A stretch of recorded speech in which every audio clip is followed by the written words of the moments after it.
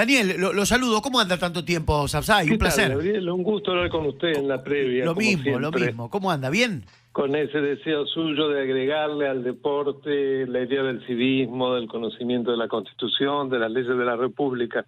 Así que aprovecho para felicitarlo nuevamente, Le Gabriel. agradezco, Daniel. Es un placer tenerlo. Daniel, ¿están dentro del marco de la ley estas liberaciones? Vamos a caer en la última, que es la de López, ¿no? Vimos casi como pocas veces mostrar cómo se delinquía, ¿no? Bolsos de dinero tirados a un convento, esconderlos. Y pasa un tiempo y está la liberación. ¿Estas liberaciones están todas dentro del marco del Código Penal, doctor? Bueno, digamos que todo código, acá fundamentalmente es el Código Procesal Penal, ¿no? El que precisamente fija el procedimiento de lo que es el fondo, que son el cumplimiento de las penas. Siempre hay una flexibilidad para su aplicación. Y si nosotros observamos el modo como se aplica, con una influencia enorme del pensamiento de Zaffaroni, que es un pensamiento abolicionista, siempre se lo aplica a favor de la víctima.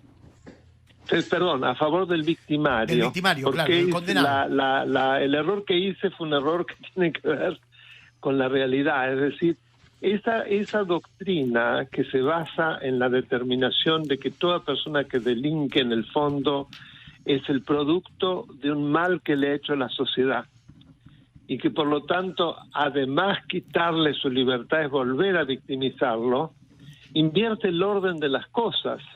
¿Por qué? Porque transforma al victimario en víctima y a la víctima en victimario, ¿no? Es el peor de los mundos. Claro, claro. Y tenemos que partir desde este esquema de interpretación para entender por qué, de esta manera tan absolutamente, yo diría, obscena, se liberan delincuentes de la talla de este personaje, que lo vimos revolear bolsos con millones de dólares. Claro.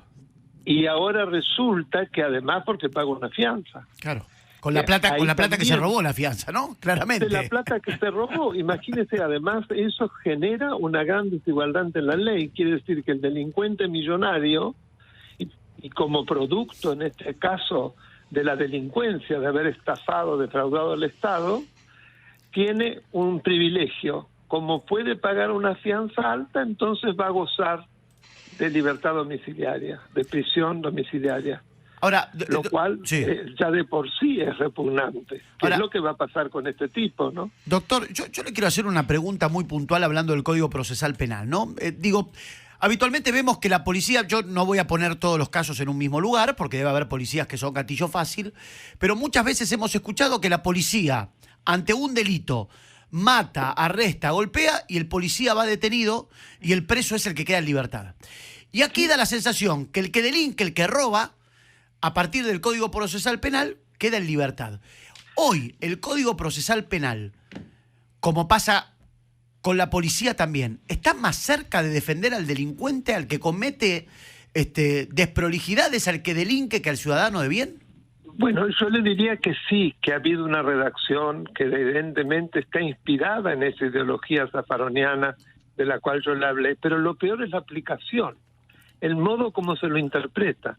Si usted ya parte de la base de que el que delinque en realidad es una víctima de la sociedad, es decir, parte de una interpretación sociológica, no piensa en la seguridad de todos, sino que hace una interpretación sociológica que puede ser válida, pero no olvidemos que también la Constitución Nacional habla de que la prisión es para seguridad, o sea, es decir, para seguridad de todas las personas, no es castigo del reo, pero sí seguridad de la sociedad.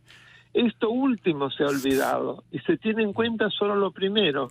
Entonces, cuando usted aplica con esa concepción que ha invadido las facultades de derecho nacionales, que ha invadido los concursos para ser fiscal y juez penal, o sea, si no repite como un loro la doctrina zaffaroniana, no gana ningún concurso. Claro, Ha habido una captura, una real captura. No olvidemos que es la mano derecha jurídica de la expresidenta. Claro. Daniel, es el que se pone en la tarima en la primera ocasión que Cristina tiene que ir a defenderse en un juicio, usted recordará, poco después de que deja de ser presidenta, va con Zaffaroni al lado, violando el estatuto de la Corte de la Corte Interamericana de Derechos Humanos, de la cual es juez, que le prohíbe ejercer la profesión. Claro. O sea, es una persona transgresora que hasta hace alarde de la transgresión y no le pasa nada. O sea, él logra la impunidad. Entonces, lógico, si él logra la impunidad, ¿qué le importa? Daniel, hay un tema que me parece muy importante y tiene que ver con las elecciones. Yo escucho mucho a la oposición de ganar la mayoría en diputados y en senadores para presentar, ellos dicen lo que está cajoneado, que es el nuevo Código Penal. El nuevo Código Penal ¿modificaría todo esto y sería mucho más rígido para aquellos que delinquen? Bueno, yo de todas maneras le voy a dar una visión más constitucional que penal porque no soy penalista. Bien. Pero no hay duda de que un nuevo Código Penal, tal por lo que conozco que se ha trabajado, va en línea de tratar de terminar con esto que ha sido tan horroroso para los argentinos.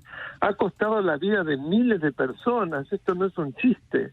Gracias a estas interpretaciones han muerto miles de personas que no hubiesen muerto. Claro.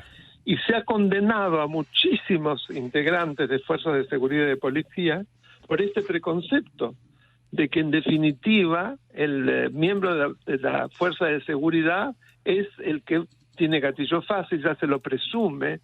Piensa el caso más conocido que es el de este muchacho, en el caso del canadiense, qué barbaridad, cómo me olvidé del nombre.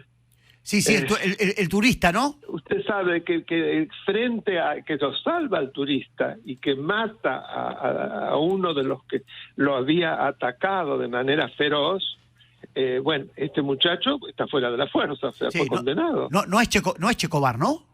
Chocobar, Chocobar, exactamente, para nombrar un caso. Bueno, eso, él estaba fuera de servicio, recordemos cómo fue la historia, y lo hizo por cumplimiento del deber. Frente a lo que podría haber sido alguna demasía, le costó su carrera. Es decir, y se protegió en cambio al asesino. Esto es una realidad. Esto cuesta la vida de muchas personas, pero además inhibe a la fuerza de seguridad, porque claro, ¿para qué me voy a meter? Claro. Se la voy a pagar yo y el otro va a quedar suelto. Daniel, lo sigo en su canal. Es la total inversión del sentido de las cosas. Exactamente. Ni más ni menos que eso. Y además es olvidar el bien común, porque acá nadie habla de la Constitución, vuelvo a lo mismo. La Constitución y la cárcel no es para castigo de los reos, pero sí para la seguridad de la sociedad. Es decir, para que todos estemos seguros. Exactamente. Porque se trata de personas que van a volver a delinquir. Lo mismo los primeros que se soltaron, usted recordará. Poco después de la pandemia, que fue en abril, mucho gracias a los balconazos, se logró que no se siguiese, pero alcanzaron a soltar a 5.000. Incumpliendo la ley de la víctima. Claro. Es decir, no se consultó a la víctima, a los parientes de la víctima, antes de liberarlos. La liberación solo podía ser por delitos menores de 3 años de condena y se hizo a violadores. No se podía hacer colectivamente y se hizo lugar a amparos colectivos, como pasó en La Plata, que soltaron así 800 de golpe. Es decir, fue una violación absolutamente grosera de la ley y salieron. Y muchos de esos volvieron a delinquir. O sea, estamos hablando de vidas, o sea, la pandemia no solo fue horroroso por lo que costó en vidas, por lo que pasó con las vacunas que todos sabemos, sino también por la gente que se liberó y que eso costó la vida de mucha gente porque volvieron a delinquir. Perdónenme que me vaya. No hay problema, Y muchos no volvieron. Tiene que ver con todo, obviamente. Y esto es lo que, este paradigma el que hay que dar vuelta, Gabriel. Y muchos no volvieron a las cárceles, ¿no? Eso es lo más preocupante. La gran mayoría no volvieron a las cárceles. No volvió. Esta es la realidad. Exactamente. Daniel, siempre es un placer, lo sigo en su canal de YouTube. Que usted, que siempre ha sido un gran difusor de mi canal de YouTube. Exactamente. Usted sabe que ya estamos en más de 53.000 suscriptores. Yo les recuerdo a sus oyentes que es Daniel Alberto Sapsay en YouTube, que pueden entrar y que no están obligados a suscribirse. Si se suscriben, de todas maneras es gratis. Y acceden a una cantidad muy grande, hoy cientos de videos donde yo explico el Estado de Derecho y donde también subo entrevistas como estas, que desde ya me encantaría tener el audio para poder subirlo. Daniel, se lo vamos a mandar y siempre es un placer, lo sabe. Muchísimas gracias, ¿eh? Igualmente, Como los siempre. felicito nuevamente, es muy Muchas valioso gracias. lo que usted hace porque Muchas llega a gracias. otras audiencias. Necesitamos siempre de ustedes también, que son los protagonistas. Gracias, Afsay. Para mí es un gusto hacerlo. Un Muy gran amable, abrazo. muchas gracias, ¿eh?